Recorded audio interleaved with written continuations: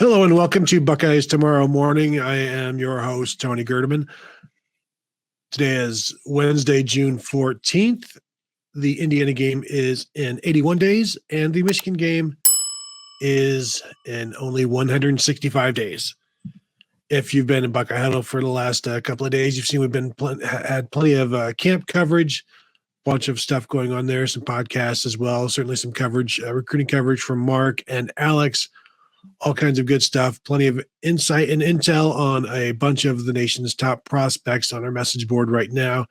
So if you haven't joined yet, go ahead and do that. And you can sign up now, jump over to the message board, see what's going on with a bunch of top guys like 2025 five-star running back Jordan Davison, among many others. That is yesterday. We will also discuss that tomorrow and Thursday as well with some, I guess tomorrow is Thursday. At this point, doing Tom's Morning Show, don't even get me started on the calendar that he does with this thing, but we'll be covering the camp again tomorrow as that we have it later today, and then also again Thursday. So joining me now today to not talk about camp, but to talk about the Buckeyes is Kevin Noon. Kevin, how are you doing? I'm not going to power pause. I do not want to get a cease and desist order, but I am doing well. Glad to be here. Nice little break from the camps to talk about a couple of other things, Buckeye football related, and ready to get to it. Yeah, and since I've had to essentially take over the show for Tom while he's doing off gallivanting, you and I have gone through and I've peppered you with some Ohio State stuff. The first episode we did was a bunch of over-unders. The next episode we did was, who would have more sacks, who would have more starts, who would have more interceptions. And this one is in that line. And I want to talk about, will the Buckeyes have more first-team All-Big Ten players on offense and defense? And if you've seen that the magazines are starting to roll out, Athlon's national magazine is out there. Lindy's national magazine is out there. And for the special few of us like me, unlike Kevin, I have also seen, well, now Kevin, you have also seen Phil Steele's all Big Ten teams because I sent it to you because I'm a good person. But the names are starting to pop out there, and then you're seeing what other magazines have to say about who's going to be all Big Ten. And so that got me wondering, we talk about the Ohio State offense. It's unbelievable. It's fantastic. The defense is terrible. There's no point in even going on anymore. But I can see a way that you have more first-team all Big Ten players on defense than offense. And I thought, let's talk about it today. But Kevin, first, let's start with quarterback because we were just talking before the show. This is going to be fascinating to watch because everybody has J.J. McCarthy as the first-team all Big Ten quarterback. And that's fine for now, but are you expecting that to be the case by December? No. Next question. No, but no, right. Seriously. I mean, he is the returning quarterback from the, let me get this poison out of my mouth, the defending Big Ten champion. So in a lot of ways you have, in a lot of ways you have to, how do you not have that guy there? But Michigan did not do it with great quarterbacking. Let's be honest. It was a team that was built on defense and running the ball. And you asked JJ not to make a lot of mistakes. And what did he do in the TCU game again in the national semifinals? He made some mistakes in there. So, you have him first. But, you've certainly said on previous shows before that under Ryan Day, quarterbacks, especially first-year quarterbacks, first-year starting quarterbacks, perform pretty well. And, you kind of go through the list and, I think one of the other names that makes it on there, Talia Tagovailoa, is not a big surprise. But then when you look at one other quarterback, he does 4 teams, and I'll let you let out the surprise of who that is. It's like, are you serious? But you look at the Big Ten across the board, and there are a lot of programs that are replacing longtime quarterbacks and things of that nature. Gone are Sean Clifford. Gone is, Tanner Morgan at Minnesota. A lot of these, longtime names have finally moved on. So there's a lot of quote unquote unknowns. Yeah, Phil Steele has Kyle McCord as his fourth team All Big Ten quarterback. I fully expect Kyle McCord to be the first team All Big Ten quarterback when the season is over. Do you? Yeah, I think that'll be the case because Ohio State's offense is much more quarterback friendly. Ohio State has Marvin Harrison Jr., Emeka Egbuka, and so on and so on and so on and so on. And as I said, Ryan Day and Brian Hartline have a propensity to throw the ball. We haven't necessarily seen everything that a Brian Hartline called offense is going to look like, but when you're calling the Ryan Day offense, I'm going to let you in a little secret. They're still going to throw the ball a good amount. So, and that's not necessarily how Michigan is going to move the ball. That's not exactly what Michigan's going to do. Have no fear once we get through September and Michigan has played against Manny, Mo, and Jack, the three Pep boys, and it's on its schedule and has these gigantic numbers and wins at September Heisman. People will be like, well, maybe this is the year it's turned around. But once things get into Big Ten play, the bottom drops out a little bit. They'll fall back to the pack. And around that point, Kyle McCord or Devin Brown, whoever the Ohio State starter is going to move up. And I'll even go out and take it a step further. I think that Drew Allar could finish ahead of J.J. McCarthy at Penn State. That's a spicy one. Do you know, and you're not going to know this, the last time Michigan's quarterback was unanimous All Big Ten, meaning All Big Ten by the coaches and the media. Do you want to venture a guess? It's going to be something just disgusting, like an Elvis Gerbach or something like that. I don't know. Who? It was Elvis Gerbach 2.0, John Navarre in 2003. The last time they were All Big Ten by the coaches and the media. Rest of the teams participate? I mean, John Navarre?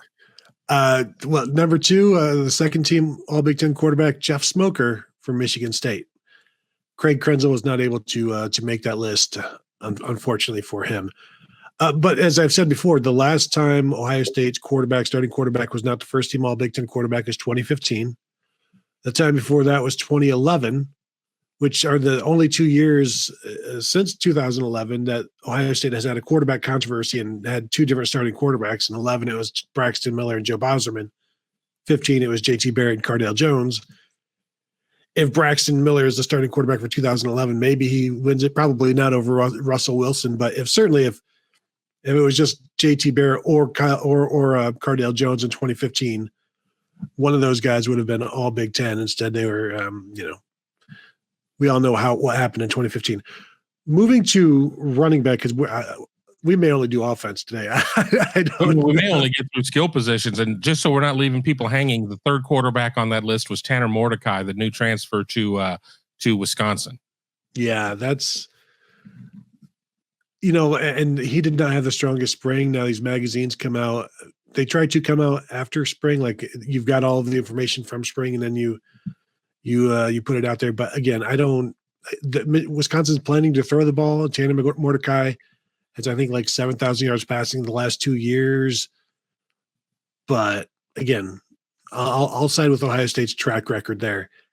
The running back situation, I think, will be one. I do not expect Travion Henderson or Mayan Williams to be first team All Big Ten because they will vulture carries from each other. And Ezekiel Elliott wasn't first team All Big Ten in 2014, and he finished with 1,800 yards rushing. Now, like 700 of that came in the postseason, but I just don't see either one of those guys getting enough carries to be all first Big Ten, all team first, all what we're talking about. Yeah, first exactly. team All Big Ten. Exactly. Well, and you sit there and you look at what else is in the conference. I mean, obviously, Michigan has a 1-2 punch of Blake Corum and Donovan Edwards. You have Braylon Allen returning at Wisconsin. I mean, there potentially are a couple of backs who just straight up could just win in terms of just their abilities on their own. But you do have an Ohio State offense that they will take carries away from each other. And then where does Chip Trainum fall in there? And what do you do with Dallin Hayden, Evan Pryor? I mean, we always talk about, this team is stacked. They've got 5 backs. And then within, you get to September 15th and suddenly you have 3. I mean, just dumb stuff happens like that. So I think it would be difficult, especially, I think that if Ohio State has to ride one back, that says more than if Ohio State is splitting the Mhm. carries around a little bit more. And the hope too is that you have a quarterback who is a much more willing runner that may take a few of these runs out as well. So I think it would be very difficult, in my opinion, for Ohio State to have a first team running back short of the deck kind of clearing and maybe, one or both of the two that we talked about with Allen or Corum, quote unquote, not qualifying in terms of not having enough carries. And we know that's not the case when we're talking about college, but something happening there. But you sit there and you look at Phil Steele's team. Nick Singleton is on the second team as well at Penn State, and he's part of a 1-2 punch there as well with Katron Allen. And again, it just goes to show how deep the Big Ten is going to be in backs this year. You lose Chase Brown, you lose Mo Ibrahim. That 1-2 punch at Michigan, I think Blake Corum could rush for 1,200 sharing load and still be first team All Big Ten because he's coming in as the guy. Everybody knows him. He's got the name recognition, kind of like J.J. McCarthy. It will be interesting to watch Braylon Allen, who should be first team All Big Ten, but if they're throwing more and that's not maybe it doesn't suit him and you got a new offense, a new coach, that, we're just penciling him in. But maybe this is going to be a year where 1,050 yards gets it for somebody, or Nick Singleton, Katron Allen splitting carries again. Something happens to them. It almost feels like what you're saying is it not bad news if Ohio State has a first team All Big Ten running back, but some bad news may have occurred if it happens. Right, exactly. Just to get enough carries to kind of get there. Now, I think 1,000 yards, not all 1,000-yard seasons are equal because, you used to have an 11-game season and everything else, and your bowl numbers didn't count. And it was, you had to be pretty consistent to get to 1,000 yards. Now you could have up to 15 games in theory. So, we're not talking about you having to sit there and just go white hot for 6 games to be able to get there. I mean, we're going to have guys that could be at 1,000 yards by the midway point of the season and in very run heavy, soft schedules in those situations. But it'll be interesting to see because, I think Ohio State is going to do a better job this year of trying to be at least closer to being a 250 team or 350, what have you. Until we see what the line is in terms of its ability to run block, and we see just how these backs look healthy and everything, because we never really got to see them healthy after the first couple weeks of the season. A lot remains there, but I think we're feeling pretty comfortable at quarterback, and then I think the next position is going to lend itself to a lot of Ohio State hoopla as well. I think you mentioned we may only get through the skill positions. I think I've just decided what the show is called, and then we are just going to do the skill positions, and it's going to be, will every Ohio State skill position starter be first team All Big Ten? And that's what we'll just title it and go from there. Because I guess this depends on what Julian Fleming does. I do expect Marvin Harrison and Emeka Egbuka to be first team All Big Ten. Where are you on this? Oh yeah, exactly. I mean, Marvin and Emeka, as long as they play and move forward, I mean, it's going to be there unless it is an absolute bad situation in terms of either protecting the quarterback or at quarterbacking. I don't think any of us are expecting that to be the case.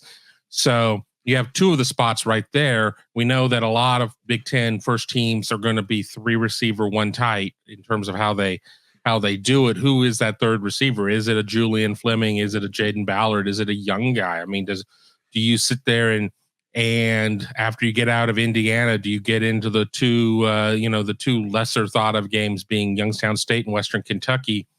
And does a Brandon Ennis come in or a Carnell Tate and just go nuts, and then you just can't get them off the field at that point? And do they sit there and have one of these miraculous seasons of where they have 1,000 yards and 9 touchdowns and et cetera, and however, 70 receptions. And then, that's going to be the real, question mark. And we talked about how Ohio State could kind of like stunt itself in terms of the running backs with Trevion and Mayan, and to a lesser extent Chip and everybody else in the room. But, we're sitting there saying, well, with Marvin and Emeka, I mean, it seems like it's a shoe-in, but they're going to have to catch their balls, and I'm sure that they're going to, but it all breaks in. But as you kind of go through some of the other names on the list, and you just see that at least sitting here in June, Big Ten does not have a lot of other name receivers. I mean, there's certainly names that I recognize. I mean, obviously, Deshaun Jones of Maryland and Cam Camper from Indiana. I certainly know those names.